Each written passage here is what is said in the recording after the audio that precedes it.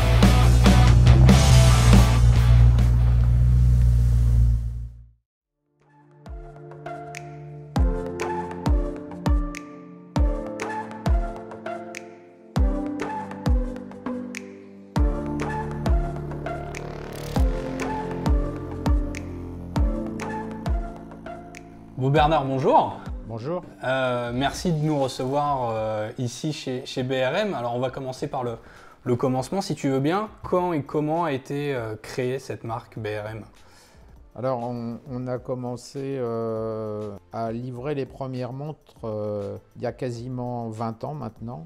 On fabriquait des montres et des objets pour des grands groupes de luxe et là depuis 1986. D'accord, ok. Et aujourd'hui, quand on parle de BRM, c'est vrai qu'on associe volontiers cette marque d'horlogerie française au sport mécanique. Comment tu expliques cette association, cette filiation avec les sports mécaniques? Déjà, je suis passionné de sport mécanique depuis l'âge de 12 ans, 12-13 ans hein, à peu près. Ça m'est venu tôt. Aujourd'hui, on est présent à entre 450 et 500 événements par an. On a une implication importante dans le sponsoring et puis dans tout un tas d'univers qui touchent les sports mécaniques. Hein. Il n'y a pas que le sponsoring. Moi, je ne vois pas l'horlogerie uniquement, en tous les cas, je ne la vois pas prendre des montres, les mettre dans une boutique et attendre que le client vienne les acheter. Nous, on est là pour donner justement du bonheur aux gens et de les faire rêver au même titre que les fabricants de GT. On n'ouvre pas un tiroir, on ne sort pas des montres. Hein. Chez nous, c'est tout l'inverse des manufactures d'horlogerie classiques, hein, si je puis dire, qui font des séries et qui après vont les vendre aux clients.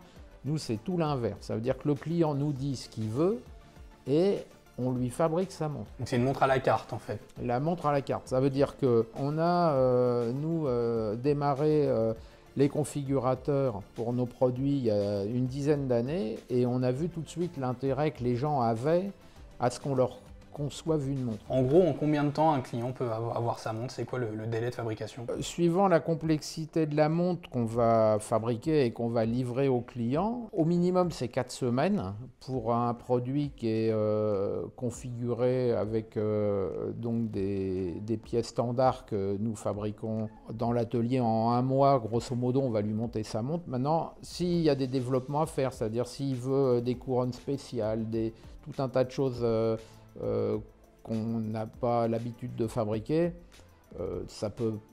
Voilà, en 5-6 mois, on va lui développer un produit. Toutes les montres sont... on les conçoit, on les crée pour des gens qui aiment les sports mécaniques. Donc on se dit que les gens, ils vont aller rouler avec, ils vont pouvoir faire de la moto avec, ils vont faire du jet ski avec, ils vont aller au ski, jouer au golf, faire du tennis. J'en sais rien. Il faut que les montres soient adaptées à tous ces gens-là. Eh ben écoute, c'est très clair Bernard, merci pour tout. Est-ce que tu peux nous faire une visite guidée, qu'on voit justement comment on usine les pièces et comment on construit une montre? Allez, c'est parti.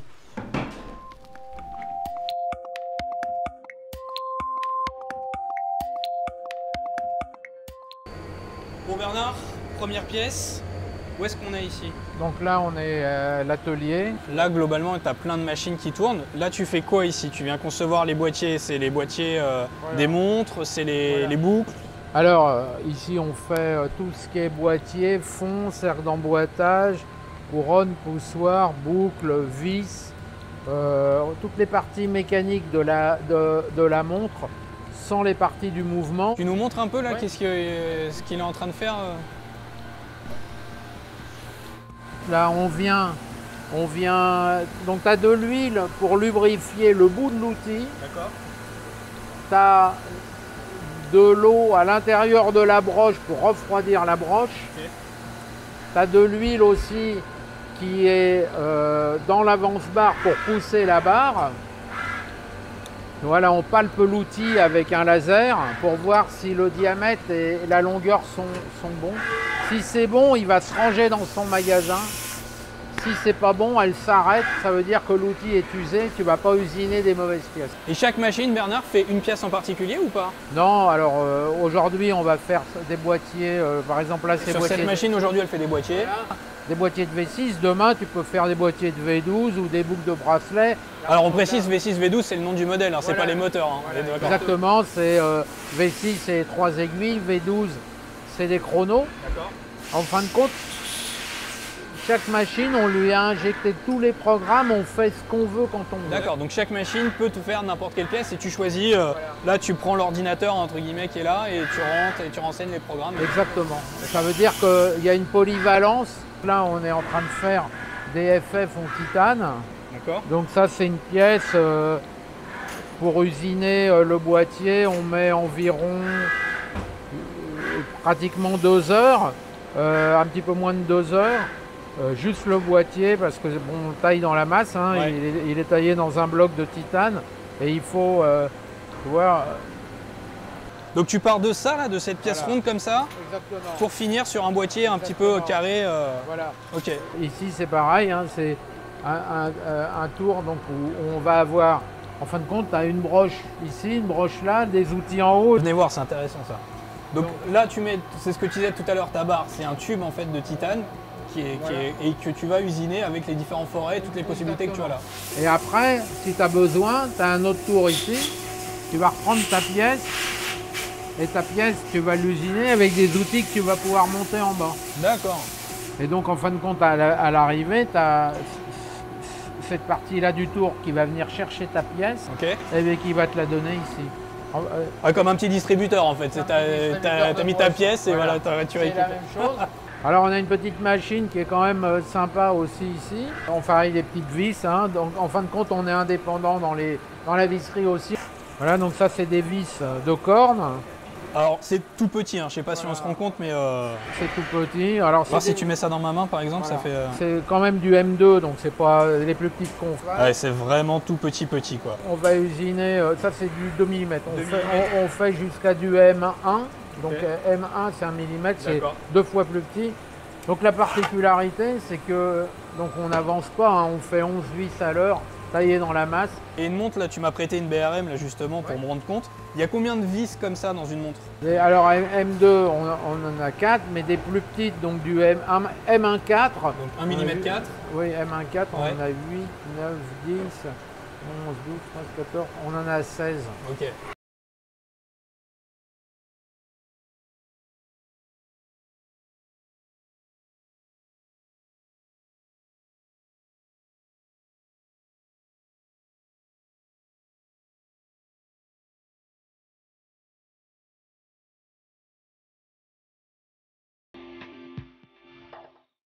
Là-bas, il y a l'usinage. Ici, on appelle ça la décoration. Alors, vous avez une machine à graver au laser.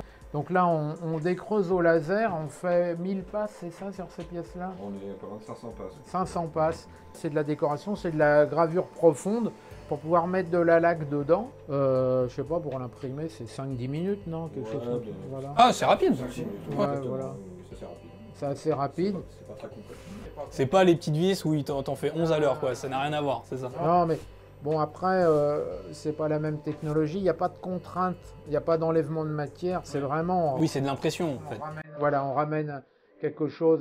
Bon, alors, c'est vrai qu'il y a des cadrans qui sont beaucoup plus longs à faire que cette petite impression, mais c'est quand même pas très. c'est pas énergivore en temps. Très bien. Bon, on va laisser Guigui alors travailler Exactement. tranquillement.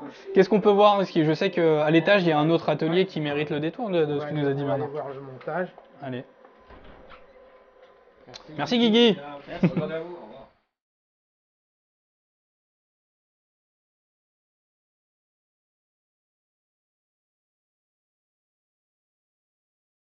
Bon Bernard, troisième spot. Là, on est, j'allais dire, à l'atelier de déco, sans être péjoratif, mais je vois qu'il y a des tout petits pinceaux, plein de couleurs. C'est là qu'on va décorer les montres BRM, c'est ça? Alors, Lorraine, elle fait, en fin de compte, elle fait de la décoration avec de la laque qu'on va cuire au four après. Donc, elle dépose suivant les demandes des clients sur les boîtiers ou sur les boucles de la laque, qui est bien spécifique, hein, sur un support qu'on a préparé à l'avance, c'est-à-dire on l'a creusé pour pouvoir le recevoir. Lorraine fait aussi tout le montage des cornes et des bracelets. C'est presque, on est dans le futur là, avec c'est quoi? C'est des loops, c'est pour Voilà, être ultra précis? On travaille à la loupe parce que il y a des traits de laque qui font 3/10 de large. Parce que Ouais. D'habitude sur Sport Auto, on est à conduire des voitures très vite sur circuit, mais on va aussi apprécier la minutie des fois Et là, on va aller moins vite du Ah bah là oui, là on va pas rouler. parce que plus on va vite, moins c'est bon. Bah oui.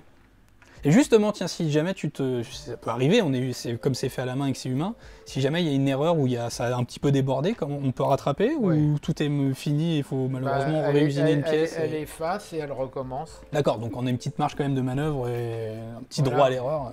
Et ensuite, une fois qu'elle est cuite au four, en fait, je peux la nettoyer avec des produits. D'accord. Donc, c'est pas Bon. définitif tant qu'elle n'est pas cuite. Tant mieux, Voilà. quelque part. Ouais, voilà. Complètement. parce Tant que c'est je pas suis cuit. parfaite. Tant que ça passe pas les deux, parce qu'on cuit 2 fois, Ok. tant qu'on n'est pas arrivé Tu vois, à la... je viens de faire une bêtise. Voilà. Ah bah pardon. Voilà. Tant- Ah bah alors on a de la démo du coup. Voilà. Tant que c'est pas passé à la deuxième cuisson, on peut retravailler la laque. Je peux rattraper. Voilà. Dès l'instant que c'est passé à la deuxième cuisson, c'est fini. Ok. Alors là, il faut tout effacer, là, mais c'est beaucoup plus dur. Parce Mm. que la laque est très dure. Bon Bernard, on est de retour dans ton bureau parce que tu voulais nous présenter le dernier bébé de chez BRM qui s'appelle Artcar. Donc on revient encore une fois à ta passion et à l'affiliation finalement avec le sport automobile. Oui, alors on a commencé les montres Artcar il y a 5-6 ans chez nous. On l'avait décliné en chrono en V12. Et puis on l'avait en V7 aussi, donc en taille de femme. D'accord. Et on a vraiment eu beaucoup de succès avec ces montres très colorées. Donc l'année dernière, on a mis sur le marché les V6, donc les 3 aiguilles, dont on a Donc, c'est ça. voilà, on a fait un écrin là qui est Super. bien spécifique, hein, puisque c'est vraiment des pièces qui sont des pièces unitaires, hein, quasiment. Ok. Donc avec donc une V6 qui est squelette, hein, Donc là on a le mécanisme apparent en fait. voilà, C'est ça dès que t'appelles l'instant squelette. qu'on a le mécanisme apparent, on appelle Ok. ça un squelette. D'accord. Et puis un bracelet speed qui est monté avec, Ok. qui est fait de la même manière.